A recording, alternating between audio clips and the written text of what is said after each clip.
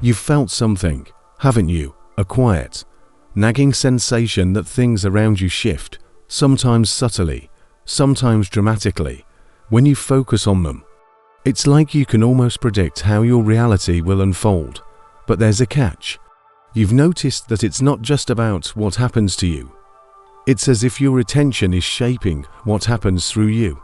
But have you ever asked yourself why this happens? Why does the simple act of focusing, of truly paying attention, seem to make certain events unfold, while others fade into the background? It's not about wishful thinking. It's not some new age theory. It's a scientific truth that has been with us all along. This isn't about believing in something. It's about realizing something about the nature of reality itself. What if the key to creating the world you want isn't just about your actions or your desires? What if the key is in how you observe, how you witness, and how you direct your focus? Let's take a step back and look at the deeper, more mysterious force at play. You've always been using it, whether you were aware of it or not. But that's the catch, isn't it? The observer effect isn't something you decide to use consciously. It's something you've been creating unconsciously your entire life. And this ability, this power, has been quietly shaping your experiences in ways you may have never realized. But here's the question: what would happen if you could begin using this power, not by accident, but on purpose? What could you create if you consciously used the very force that's been quietly sculpting your reality all along? Let's explore what's really happening when you observe something, and why understanding this phenomenon could be the key to unlocking the life you truly desire. What is the observer effect, and why it's more than physics? You may have heard of something called the observer effect, usually in the context of quantum physics. It sounds complex, almost abstract, but it's far more personal than it seems.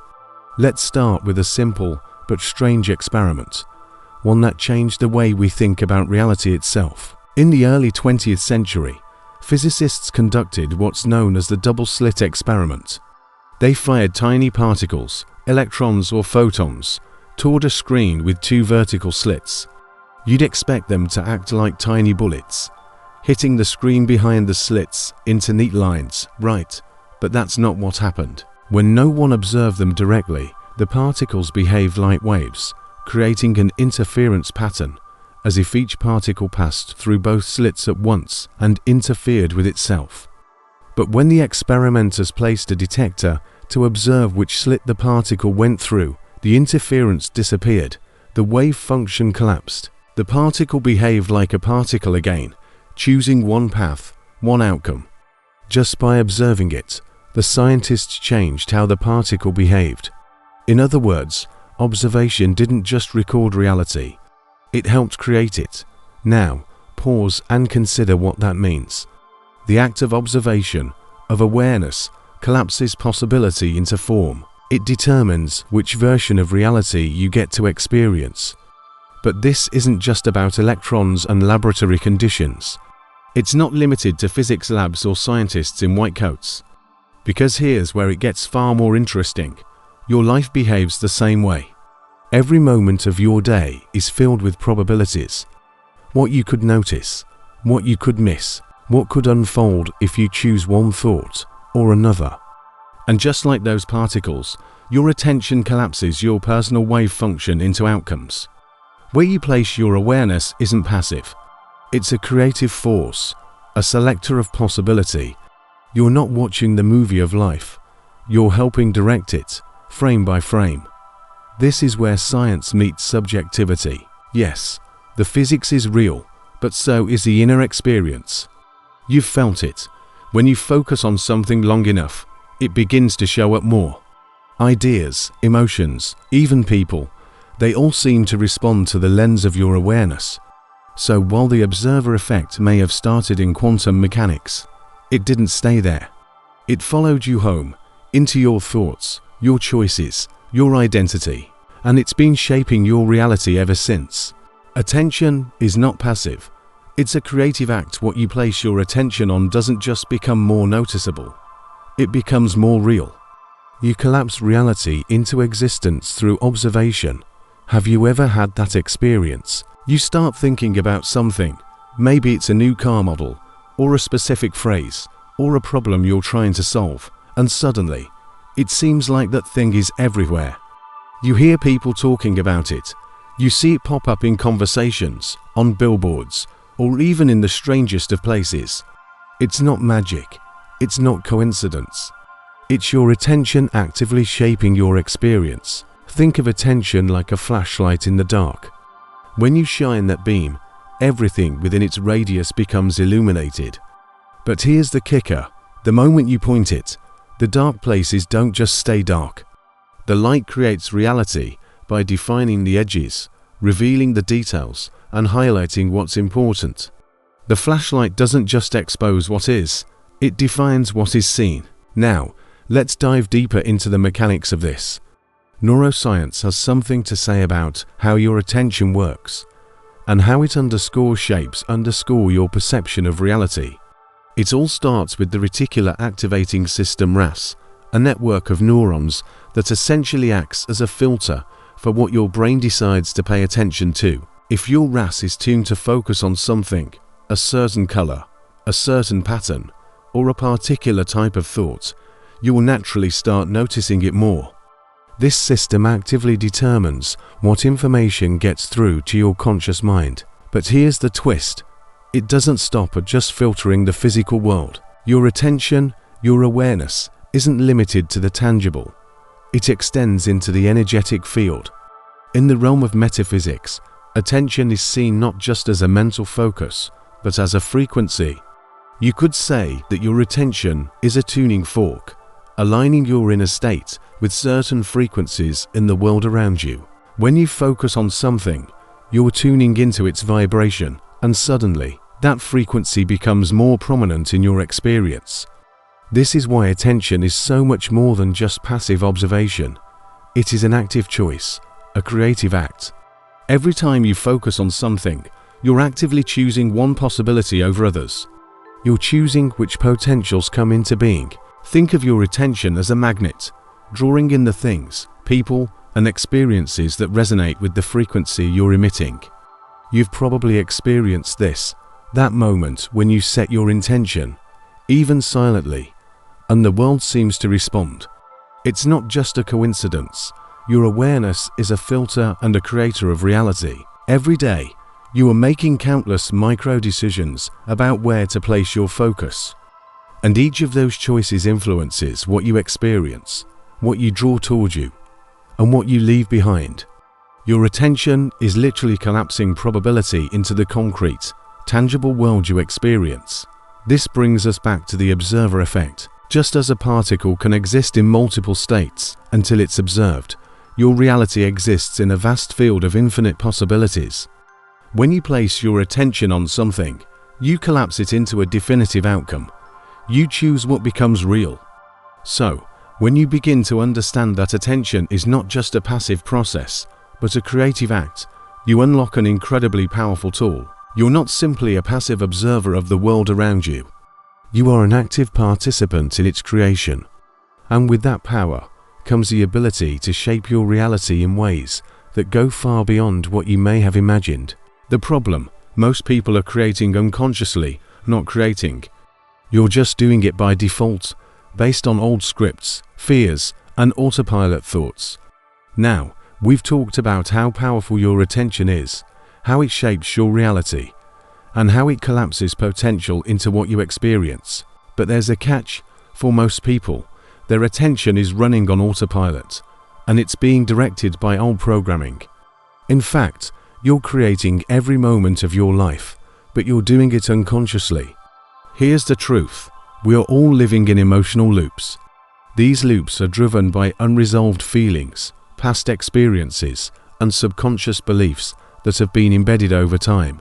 When something triggers these feelings, our attention automatically focuses on them. And whatever we focus on gets stronger. Whatever we resist persists. That's why, even though you may want change in your life, you keep seeing the same patterns unfold over and over. You know what I'm talking about. Why does this always happen to me? You feel stuck, like you're running in circles, and no matter what you do, you always end up back at square one. It's like you're replaying an old movie that you can't escape from. But the worst part is, it feels like it's not even in your control. It feels fated, like you're just a passenger, not the one holding the wheel. So, why does this happen? Because your mind, your subconscious, is trained to react a certain way. It's not your fault, but it is your responsibility to recognize it. Think about the way trauma shapes the way we see the world. When something painful or unresolved happens, a loss, a betrayal, a failure, your brain focuses on that moment, storing it as a potential threat. This is biologically hardwired into us. Our survival instincts are designed to react quickly to dangers and challenges. But in today's world, we're not running from wild animals. We're reacting to emotional or psychological triggers. So when a similar situation comes up, even if it's not a true threat, your brain immediately alerts you, and you react from that place of fear or pain. And it doesn't end there. Your environment, the people you surround yourself with, and the media you consume all train your attention to focus on certain things. If you watch the news or scroll through social media, it's easy to fall into a pattern of fear, anger, or scarcity. You see problems everywhere, and without realizing it, your focus starts to be drawn to the things that confirm your fears. When you're constantly consuming negative stimuli, you're feeding your subconscious mind with more of the same. Even your internal dialogue reinforces this loop. I'm not good enough. I'll never be able to change. It's always someone else's fault. These thoughts become self-fulfilling prophecies. The more you say them, the more you collapse those realities into existence. You're creating your life, but you're doing it from a place of fear, trauma, or conditioned thought. Think about it.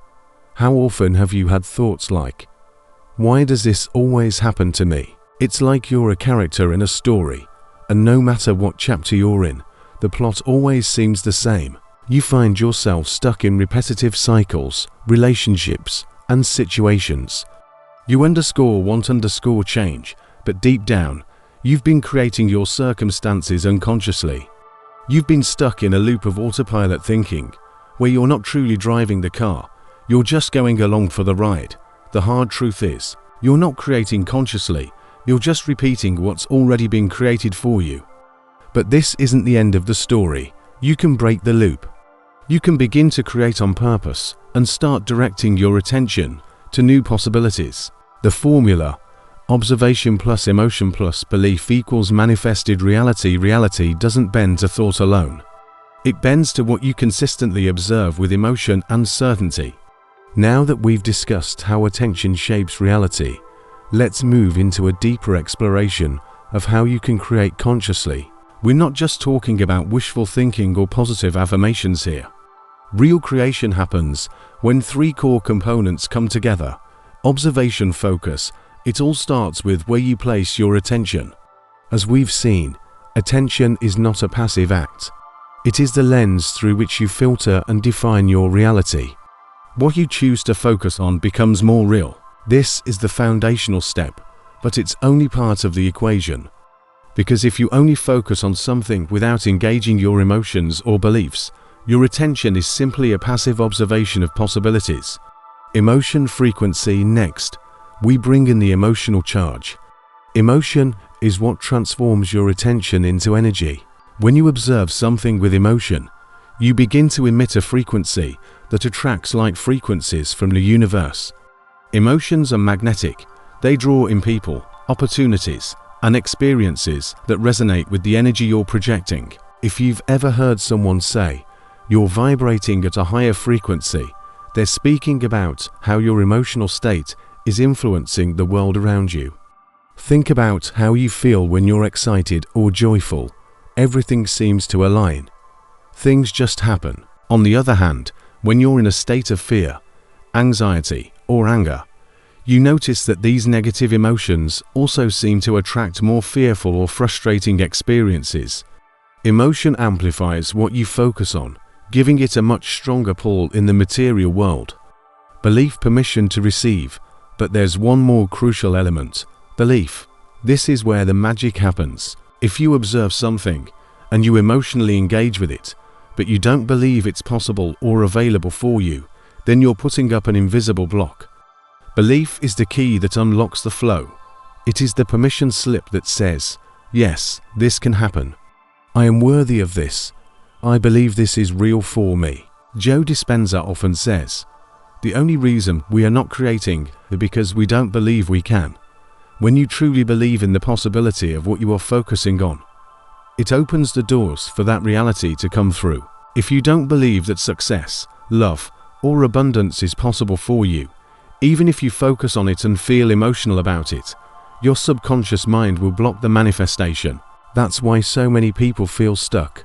They may focus on what they want, they may feel excited, but if there's a fundamental belief that they don't deserve it, or that it's not for them, the results simply won't materialize. The trifecta of creation, the real power comes when all three of these elements, observation plus emotion plus belief, are aligned. Think of it as the trinity of creation. Observation brings your attention to the possibilities. Emotion fuels the frequency that draws those possibilities to you. Belief grants you the permission to receive and manifest that reality. If even one of these is off, your reality feels blocked. Maybe you're focusing on what you want, observation, but you're feeling fearful or uncertain about it, emotion, or perhaps you just don't believe it's possible, belief. In that case, the results will be inconsistent or non-existent. It's like trying to tune a radio to a certain frequency, but you're slightly off. The connection is weak, and the signal keeps fading. Greg Braden puts it this way: when you focus your attention on a thought, the moment you combine it with emotion, you have just created a frequency. And when you combine that frequency with belief, you have just set in motion the laws of the universe. This formula is simple, but incredibly powerful. When all three elements are in harmony, you become a magnet for your desires, pulling them into your life with ease. Why identity is the ultimate observer. The identity you hold is what you're observing from, and it shapes what you're allowed to see. We've spent a lot of time talking about how attention shapes reality, how emotion amplifies it, and how belief unlocks it. But there's a deeper layer at play, and it has to do with the identity you carry. Your identity is not just a name or a label. It's a pattern of observation. It's the lens through which you see and interpret the world. And just like the flashlight we mentioned earlier, your identity shines light on what it wants to see and pushes everything else into the shadows. Think about it like this: you don't see reality as it is, you see it as you are. Your identity determines what you observe and what you allow into your experience. If you identify as someone who is optimistic, you'll see opportunities, hope, and potential everywhere, even in challenging situations. But if you identify as someone who is a victim, unlucky, or stuck, you'll see obstacles, limitations, and threats. Your attention will always be drawn to what reinforces your sense of self. Reframing identity equals reframing what you observe and allow. When you begin to shift your identity, you begin to see the world differently. This isn't about pretending to be someone you're not. It's about aligning with the truth of who you are at a deeper level and allowing that new identity to reflect itself in your observations and experiences. Here's an example. Imagine two people standing at the same bus stop. The bus is late. It's the same situation for both of them. The first person identifies as optimistic. They're confident that the bus will come soon, and they pass the time by noticing the beautiful weather or thinking about their plans for the day. They might even use the waiting time to reflect, practice gratitude, or strike up a friendly conversation with a passerby. The second person identifies as a victim. They feel frustrated, annoyed, and helpless. Their thoughts might be consumed with how the bus is always late, how the universe is conspiring against them, and how nothing ever goes right. The same bus, the same wait, but their experience is entirely different. What changed? The identity of each person created a completely different experience. One saw the moment as an opportunity, the other saw it as an obstacle. The external reality didn't change, but their internal identity did. And that made all the difference in what they observed and allowed into their lives. Identity as the ultimate filter. Your identity is the ultimate observer. It's the filter that determines not only what you see, but what you believe is possible for you. This is why shifting your identity isn't just about self-image. It's about unlocking the version of you that can create the reality you desire. By reframing your identity, you essentially change the frame through which the world appears. You begin to see possibilities that were previously invisible, and you begin to allow in the experiences that align with your new self-concept. Mid-reversal, reality isn't something you witness. It's something you sculpt. You're not watching life happen. You're selecting slices of it through moment-by-moment focus. Let's take a breath here. Everything up to this point has been building to a shift, a reversal in how we normally see the world. Because here's what most people believe, that reality is something fixed, something they're just watching unfold like a movie they didn't direct. But what if that's not true? What if reality is more like an infinite menu, and what you see, what you experience, is just what you've been ordering with your attention? Let's say that again. Reality is like an infinite menu. What you see is what you order with your attention. There are thousands, maybe millions, of possible experiences in any given moment. But the one you live through, that's the one your attention selects. And the part you don't look at, it may as well not exist. It's hidden behind the veil of what you've chosen to focus on. This is the midpoint shift, the moment of creative responsibility. You are not a witness to life. You are a sculptor, shaping it with invisible tools, your focus, your emotion, your belief, your identity. Let that land. Here's where it gets deeply personal. Ask yourself, if that's true, what have I been unconsciously ordering lately? Have you been focusing on fear, lack, rejection? Have you been emotionally resonating with stress and overwhelm, while hoping for clarity and peace? Have you believed more in the patterns of your past than in the possibility of your future? Because that would mean, with no judgment, just honesty, that you've been unconsciously sculpting more of the same. And it's okay. That awareness is a gift, because once you realize you're the one holding the sculpting tool, you can start choosing differently. Start asking, what am I really placing my attention on? What emotion am I feeding it with? Do I believe it's for me? Training the observer. How to reprogram your attention. You must train observation like a skill. Attention is plastic, not fixed. Up until now, we've covered a lot of theory.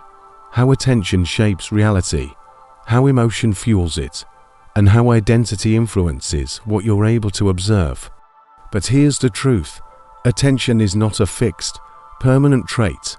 It's malleable.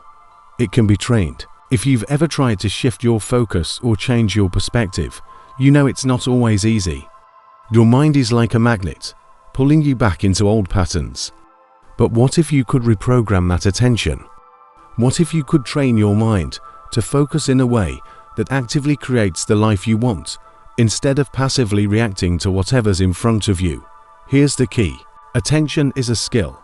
Just like learning to play an instrument or exercising a muscle, you can improve your ability to focus, observe, and direct your attention.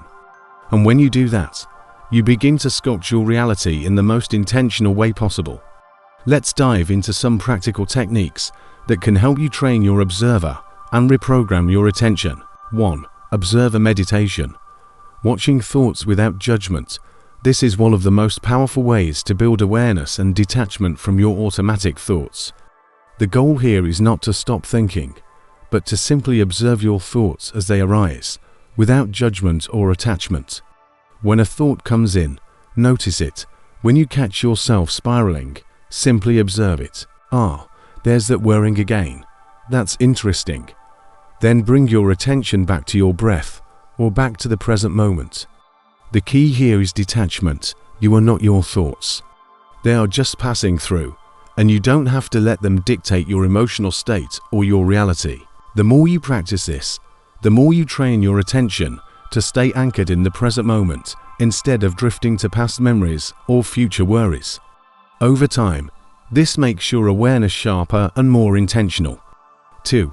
Focus reset breathing to 5 minutes of breath anchoring attention. Another powerful tool for reprogramming your attention is breath work. You may have noticed how easily your focus drifts.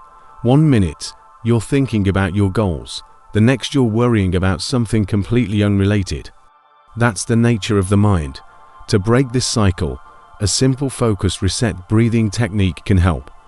Here's how it works. Find a quiet place, sit comfortably, and close your eyes. Inhale deeply for a count of 4. Hold the breath for a count of 4. Exhale slowly for a count of 6. Repeat for 5 minutes. This exercise helps reset your attention by guiding it back to your breath and the present moment. It gives your mind something to focus on while quieting down the mental chatter. Over time, you'll notice your attention becoming more stable, and you'll be able to snap back into focus when distractions arise. This practice can be done at any point in the day when you need to realign your thoughts. 3. Quantum rehearsal. Visualize reality as already true. From New Identity Now. This one is a game changer. The quantum rehearsal technique is all about using visualization to pre-program your mind and attention. Instead of focusing on the lack of something, visualize your desired outcome as though it's already true. Here's the twist.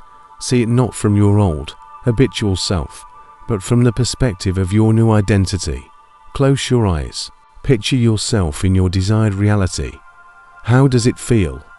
See yourself engaging in this reality from a new identity, one where you've already achieved your goals. For example, if you want to be a successful entrepreneur, imagine waking up in your ideal environment, feeling the freedom, confidence, and abundance in your life.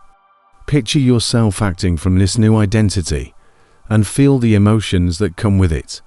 Let those emotions anchor your attention and become your new frequency. What's key here is that you're training your mind to focus on your future self as if you're already living it. This allows you to shape your reality from the inside out, pulling your future experience into your present moment. The 1-week challenge, tracking your progress now. Here's where the rubber meets the road. To make real change, you need consistent practice. That's why I challenge you to commit to these practices for 1 week. Whether it's the observer meditation, focus reset breathing, or quantum rehearsal, set aside 10 to 20 minutes each day to train your attention. Track your progress. How do you feel? What's changing in your mindset and your reality? You can create a simple tracker to monitor your practice. For example, Day 1, focus reset breathing, 5 minutes. Day 2, observer meditation -10 minutes. Day 3, quantum rehearsal, visualize success for 5 minutes. By the end of the week, you'll begin to see how small shifts in focus can lead to massive changes in reality. Your attention becomes more deliberate, and your reality starts to follow suit. You'll feel more in control, more aligned, and more capable of sculpting the life you truly desire. Integration, living as a conscious observer. The observer effect isn't something you use, it's what you already are. The real question is, will you use it with awareness? This is the moment where everything we've explored comes full circle. You've seen how attention, emotion, belief, and identity shape your reality. You've learned how your focus is not just a passive flashlight, but a sculpting tool. You've practiced techniques to train that focus and align it with the reality you want. But here's the deeper truth. You've always been the observer. The only difference now is that you're becoming conscious of it. You don't need to force the universe to respond to you. It already is. The question is, what are you observing into being?